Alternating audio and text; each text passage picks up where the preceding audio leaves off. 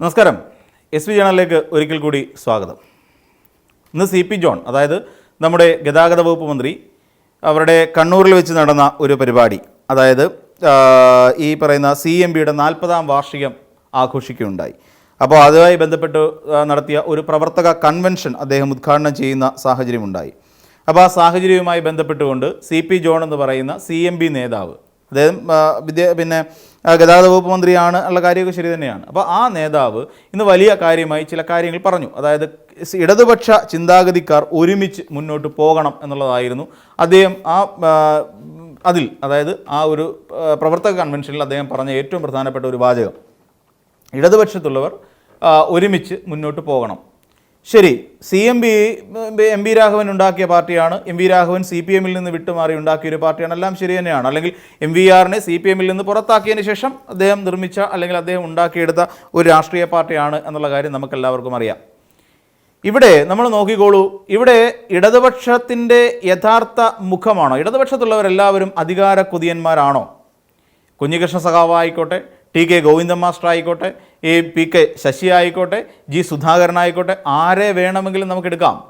അവരെല്ലാം നിഷ്പക്ഷമായി അല്ലെങ്കിൽ ഇടതുപക്ഷത്തിൻ്റെ നന്മയെ മാത്രം ലക്ഷ്യം വെച്ച്, CPMൻ്റെ നന്മയെ ലക്ഷ്യം വെച്ച് പ്രവർത്തിച്ച് മുന്നോട്ട് പോകുന്ന ആൾക്കാർ തന്നെ ആയിരുന്നോ എന്ന് നമ്മൾ ഒരു വട്ടം കൂടി ആലോചിക്കണം.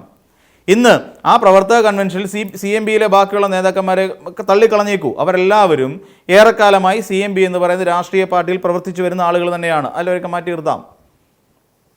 ഇപ്പം നമുക്കറിയാം, CMBയിലേക്ക് ലയിച്ച ഒരാളാണ് PK ശശി, അല്ലേ? അത് അദ്ദേഹം ഇത്തവണ മത്സരിച്ചു, പക്ഷേ പരാജയപ്പെട്ടു. എന്തായിരുന്നു അദ്ദേഹത്തിൻ്റെ ലക്ഷ്യം? അദ്ദേഹത്തിൻ്റെ ലക്ഷ്യം നമുക്കറിയാം.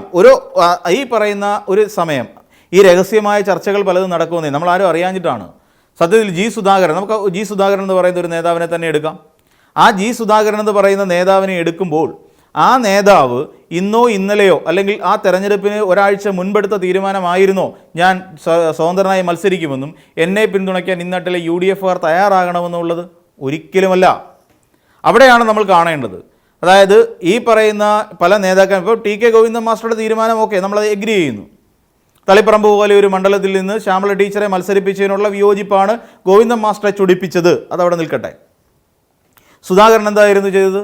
ഈ G സുധാകരൻ ഒരു വാഹനാപകടവുമായി ബന്ധപ്പെട്ടുകൊണ്ട് അദ്ദേഹം വീട്ടിൽ കഴിയുന്ന സമയം, വാഹനാപകടം അല്ലാതെ എനിക്ക് തോന്നുന്നു ആരോഗ്യ പ്രശ്നമായിട്ട് അദ്ദേഹം വീട്ടിൽ കഴിയുന്ന സമയം, ഈ സമയത്ത് KC വേണുഗോപാൽ എന്ന് പറയുന്ന കുശാഗ്ര ബുദ്ധിക്കാരനായ കോൺഗ്രസ് നേതാവ് അദ്ദേഹത്തിൻ്റെ ഭവന സന്ദർശനം നടത്തി, അദ്ദേഹവുമായി കൂടിക്കാഴ്ച നടത്തി. തുടർന്ന് അതൊരു സൗഹൃദ സന്ദർശനം മാത്രമാണ് എന്ന് KC വേണുഗോപാൽ പറഞ്ഞ് അവസാനിപ്പിച്ച് പോയി. അതിനുശേഷം മാധ്യമപ്രവർത്തകർ നമ്മുടെ G സുധാകരൻ എന്ന് പറയുന്ന നേതാവിനെയായി കാണാനായി അടുത്തേക്ക് ചെല്ലുന്നു. ഒരു തെരുവിൽ കിടക്കുന്ന നായെ കാണുന്നത്ര അറപ്പോടുകൂടിയാണ് മാധ്യമപ്രവർത്തകരോട് G സുധാകരൻ എന്ന് പറയുന്ന ഒരു നേതാവ് പെരുമാറിയത്. ആട്ടി ഓടിക്കുകയായിരുന്നില്ലേ അവിടെ നിന്ന്? വിളിച്ചെടുത്തേ പോകാവൂ, നിങ്ങളുടെ കല്യാണമാണോ? അല്ലേ? നിങ്ങളുടെ പറയേണ്ട കാര്യം ഞാൻ അങ്ങനെ പറഞ്ഞ പോലുമില്ല. നിങ്ങൾ എന്തിനാണ് അറിയുന്നത്? നിങ്ങൾ എന്തിനാണ് എൻ്റെ വീട്ടിൽ അതിക്രമിച്ച് കയറിയത് എന്ന് വരെയായി. പിന്നീട് ഇതേ മാധ്യമങ്ങളുടെ മുന്നിലിരുന്നു കൊണ്ട് മൂക്ക് വിയർക്കുന്ന തരത്തിൽ പലത് പറഞ്ഞിട്ടും മാധ്യമപ്രവർത്തകരെ മറിച്ചൊന്നും ചോദിച്ചില്ല. മാധ്യമപ്രവർത്തകർക്ക് നിങ്ങൾ ഇതല്ല മാധ്യമപ്രവർത്തനം എന്ന് പറഞ്ഞുകൊണ്ട് ക്ലാസ് എടുത്ത സമയത്തും മാധ്യമപ്രവർത്തകർ മറുത്തൊന്നും പറഞ്ഞില്ല. പിന്നീട് ഒരു മാധ്യമപ്രവർത്തകനെ ജിഹാദി എന്ന് വിളിച്ചിട്ടും തീവ്രവാദിയായിരുന്നല്ലോ എന്ന് പറഞ്ഞിട്ടും തിരിച്ചൊന്നും ആരും പ്രതികരിച്ചില്ല. അത് അങ്ങയുടെ നേട്ടമായി G സുധാകരൻ എണ്ണി വെക്കുകയാണെങ്കിൽ എണ്ണി വെച്ചോളൂ, നല്ലത് തന്നെ. പക്ഷേ ആ G സുധാകരനെ എന്തുകൊണ്ടായിരിക്കാം G സുധാകരൻ പെട്ടെന്നൊരു സുപ്രഭാതത്തിൽ തൻ്റെ ബ്രാഞ്ച് കമ്മിറ്റി അംഗത്വം പോലും പുതുക്കാതെ അല്ലെങ്കിൽ തൻ്റെ പാർട്ടി അംഗത്വം പോലും പുതുക്കാതെ വെയിറ്റ് ചെയ്തത്? തീർച്ചയായും അന്ന് KC വേണുഗോപാലുമായി നടത്തിയ ചർച്ചയ്ക്കിടയിൽ ഇനിയും വരാൻ പോകുന്ന UDFൻ്റെ ഭരണമാണ് എന്ന് സൂചിപ്പിച്ചിരുന്നിരിക്കാം. അതുകൊണ്ട് തന്നെ അങ്ങ് തൽക്കാലം അല്ലെങ്കിൽ G സുധാകരൻ തൽക്കാലം CPMന് വേണ്ടി നിലനിൽക്കാതിരുന്നാൽ അങ്ങേക്ക് മികച്ച ഒരു സ്ഥാനം ഞങ്ങൾ തരും എന്നൊരു മോഹന സുന്ദരമായ വാഗ്ദാനം G സുധാകരന് KC വേണുഗോപാൽ കൊടുത്തിട്ടുണ്ടായിരുന്നിരിക്കാം. അതിൻ്റെ പശ്ചാത്തലത്തിലാണ് ഈ വന്ന മാധ്യമപ്രവർത്തകരെ കടിച്ചു കീറാൻ എന്ന മട്ടിൽ ആക്രോശിച്ചുകൊണ്ട് അടുത്തേക്ക് ചെന്നത് G സുധാകരൻ എന്ന് പറയുന്ന നേതാവ്. പിന്നീട് അതേ G സുധാകരൻ എവിടെയാണ് ഇടതുപക്ഷത്തിൻ്റെ ഗുണം കാണിച്ചത്? എവിടെയാണ്? സ്വന്തം പാർട്ടിയിലെ നേതാക്കന്മാരെക്കുറിച്ചും എന്തിനേറെ അദ്ദേഹത്തിൻ്റെ സഹോദരൻ്റെ രക്തസാക്ഷിത്വത്തെ പോലും തള്ളിപ്പറഞ്ഞ തലത്തിലേക്ക് G സുധാകരൻ എന്ന് പറയുന്ന ആൾ മാറിയില്ലേ? പിന്നെ എവിടെയാണ് ഇടതുപക്ഷത്തിൻ്റെ ഗുണം അദ്ദേഹം കാണിക്കുന്നത്? അപ്പോൾ CP ജോൺ എന്ന് പറയുന്ന നേതാവേ ചോദിക്കേണ്ടി വരും, അങ്ങ് ആരെയാണ് ഇടതുപക്ഷക്കാരെല്ലാം ഒരുമിച്ച് നിൽക്കണമെന്ന് പറഞ്ഞ് ആഹ്വാനം ചെയ്യുന്നത്? സ്വന്തം പാർട്ടി മാത്രം ചർച്ച ചെയ്യുകയും സ്വന്തം പാർട്ടിയിൽ തീരുമാനമെടുക്കേണ്ടി വരികയും സ്വന്തം പാർട്ടിയിൽ ഒതുക്കേണ്ടതുമായ ഒരു വിഷയത്തെ കേരളം മുഴുവൻ ചർച്ച ചെയ്യുന്ന, അല്ലെങ്കിൽ വെറും ഒരു ഏരിയ കമ്മിറ്റിയിൽ മാത്രമായി ചർച്ച ചെയ്യേണ്ടിയിരുന്ന ഒരു വിഷയത്തെ കേരളം മുഴുവൻ കടിച്ചു കീറാനായി സ്വന്തം പാർട്ടിയിലെ ഒരു നേതാവിനെ ഇട്ടുകൊടുക്കുന്ന സമയം എന്തുകൊണ്ടാണ് കുഞ്ഞികൃഷ്ണൻ സഖാബ് ഓർക്കാഞ്ഞത്? അല്ല, ആ നാട്ടുകാരെല്ലാം കുഞ്ഞികൃഷ്ണേട്ടാ എന്ന് വിളിക്കുന്ന ആ നേതാവ് എന്തുകൊണ്ടാണ് ഓർക്കാതെ പോയത്? ഇതെൻ്റെ പാർട്ടിയുടെ മുഖഛായയ്ക്ക് അല്ലെങ്കിൽ പ്രതിച്ഛായയ്ക്ക് മങ്ങലേൽപ്പിക്കുന്ന ഒന്നാണ് എന്ന് എന്തുകൊണ്ടാണ് അദ്ദേഹം ഓർക്കാതെ പോയത്? ആ സഖാവ് ഏറെക്കാലം 50 അല്ല 60 അല്ല എത്രയോ വർഷക്കാലം അദ്ദേഹം സ്വന്തം പാർട്ടിയുടെ കൊടി പിടിച്ചുകൊണ്ട് നടന്ന ഒരാളല്ലേ, CPM-ൻ്റെ. അദ്ദേഹം എവിടെയാണ് കുഞ്ഞികൃഷ്ണ സഖാവ് തൻ്റെ പാർട്ടിയുടെ ഗുണം കാണിച്ചിട്ടുള്ളത്, അല്ലെങ്കിൽ ഇടതുപക്ഷത്തിൻ്റെ ഗുണം കാണിച്ചിട്ടുള്ളത്? അവിടെയും ഒരിക്കലും അദ്ദേഹം തിരുത്തൽ ശക്തി ആകുകയായിരുന്നില്ല ചെയ്തത്. മറിച്ച് CPM-ൽ ഒരു ഏരിയ കമ്മിറ്റിയിൽ മാത്രം ചർച്ച ചെയ്യേണ്ട ഒരു വിഷയത്തെ കേരളമൊട്ടുക്ക് ചർച്ച ചെയ്യുകയും CPM വിരുദ്ധരുടെ മുന്നിലേക്ക് എറിഞ്ഞു കൊടുക്കുകയും ചെയ്യുകയായിരുന്നില്ലേ? പിന്നീട് RSPക്കാർ വന്ന് പിന്താങ്ങി അവിടെ പയ്യന്നൂരിൽ വന്ന് വിജയിപ്പിക്കുകയായിരുന്നില്ലേ ചെയ്തത്? TA മധുസൂദൻ എന്ന് പറയുന്ന അന്നത്തെ MLA-ക്കെതിരായി ഉയർത്തി ഗുരുതരമായ ആരോപണം. ഇതെല്ലാം പാർട്ടി ജില്ലാ കമ്മിറ്റിയിൽ അടക്കം ചർച്ച ചെയ്ത വിഷയങ്ങളെ വീണ്ടും സമൂഹ മധ്യത്തിൽ ചർച്ചയ്ക്ക് കൊണ്ടുവന്നു. ഇതാണോ കുഞ്ഞികൃഷ്ണേട്ടൻ നടത്തിയ പാർട്ടി പ്രവർത്തനം? TK ഗോവിന്ദൻ മാസ്റ്റർ ശരി, ശ്യാമള ടീച്ചർ തളിപ്പറമ്പിൽ മത്സരിക്കുന്നത് ഒരു കുടുംബാധിപത്യത്തെ ഓർമ്മിപ്പിക്കും, ശരി. ഒരുപക്ഷേ എനിക്ക് യോജിക്കാൻ കഴിയുന്നത് TK ഗോവിന്ദൻ മാസ്റ്ററുടെ നിലപാടിനോടായിരിക്കും.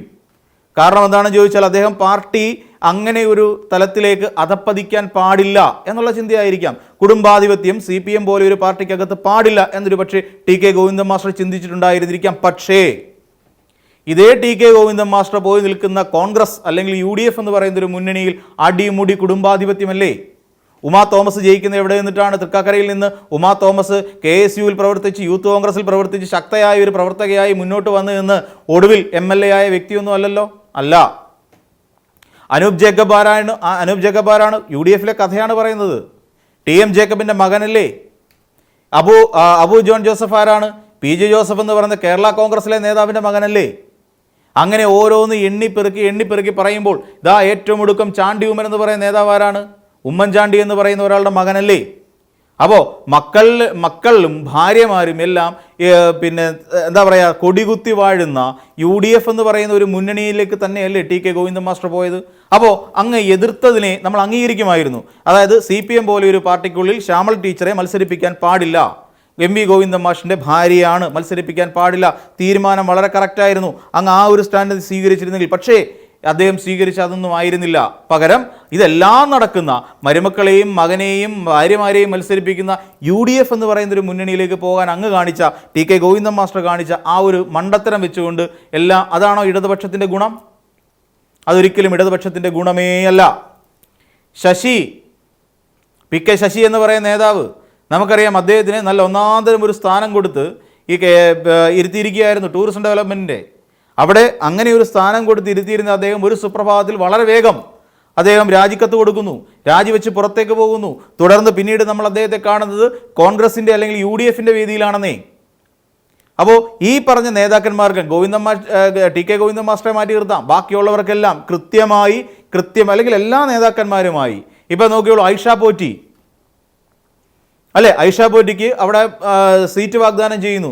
അപ്പോൾ ഇങ്ങനെ ഓരോരുത്തരെയും ചാക്കിട്ട് പിടിക്കാനും അവർക്ക് മോഹനസുന്ദര വാഗ്ദാനങ്ങൾ നൽകാമെന്നും ഏറ്റുകൊണ്ട് ഇവരെല്ലാം ഇടതുപക്ഷക്കാരാണ്, അപ്പോൾ ഇവരെല്ലാം ഇടതുപക്ഷക്കാരെല്ലാം CMBക്കൊപ്പം അണിചേരണം എന്ന് പറഞ്ഞുകൊണ്ട് ന്യായവാദം ഉന്നയിക്കുന്ന CP ജോൺ, നിങ്ങളൊന്ന് മനസ്സിലാക്കുക, അത് തെറ്റായ പ്രവണതയാണ്.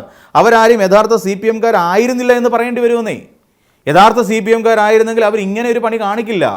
കാരണം കുടുംബാധിപത്യത്തിനെതിരായി മുന്നോട്ട് പോകുന്ന ഒരാളായിരുന്നു ഗോവിന്ദൻ മാസ്റ്റർ എങ്കിൽ തീർച്ചയായും UDF-ലേക്ക് ആയിരിക്കില്ല പോകുന്നത്, പാർട്ടിയെ തിരുത്താൻ പരമാവധി ശ്രമിക്കുമായിരുന്നേ. പക്ഷേ അതുണ്ടായില്ല. പകരം ഇതിനകത്ത് കൂടുതൽ പ്രശ്നമുള്ള ഒരു ഏരിയയിലേക്ക് തല വെച്ചു കൊടുക്കുന്ന സമീപനമാണ് TK ഗോവിന്ദൻ മാസ്റ്റർ കാണിച്ചത്.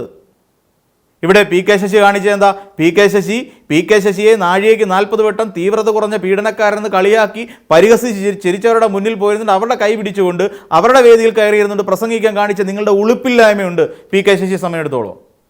അപ്പം ഇതെല്ലാം സംഭവിച്ചത് ഈ പറയുന്ന അവർ ഇടതുപക്ഷത്തിനോട് നീതി പുലർത്താത്തത് കൊണ്ടാണ്. പിന്നെ എന്തർത്ഥത്തിലാണ് ഇവരെയെല്ലാം കൂട്ടിച്ചേർന്ന് നിർത്തിക്കൊണ്ട് ഇടതുപക്ഷമെല്ലാം ഒരേ കുടക്കീഴിൽ അണിനിരക്കണമെന്നും ഇടതുപക്ഷമെല്ലാം ഒരുമിച്ച് നിൽക്കണമെന്ന് പറഞ്ഞതിൻ്റെ സാങ്കത്യം എന്ന് മാത്രം മനസ്സിലാകുന്നില്ല. അപ്പോൾ ഈ അങ്ങനെ എന്താണ് ഉദ്ദേശിച്ചതെന്ന് വെച്ചാൽ CPM-നെ വഞ്ചിച്ച നയവഞ്ചകന്മാരെയെല്ലാം ഒരുമിച്ച് കൂട്ടിക്കൊണ്ടൊരു പാർട്ടി ഉണ്ടാക്കി മുന്നോട്ട് പോകാനാണ് ഇപ്പോൾ CMP നേതാവായ CP ജോൺ ശ്രമിക്കുന്നത് എന്ന് ഒറ്റയടിക്ക് പറയേണ്ടി വരും. അപ്പോൾ മറ്റൊരു വീഡിയോയുമായി നമുക്ക് വീണ്ടും കാണാം.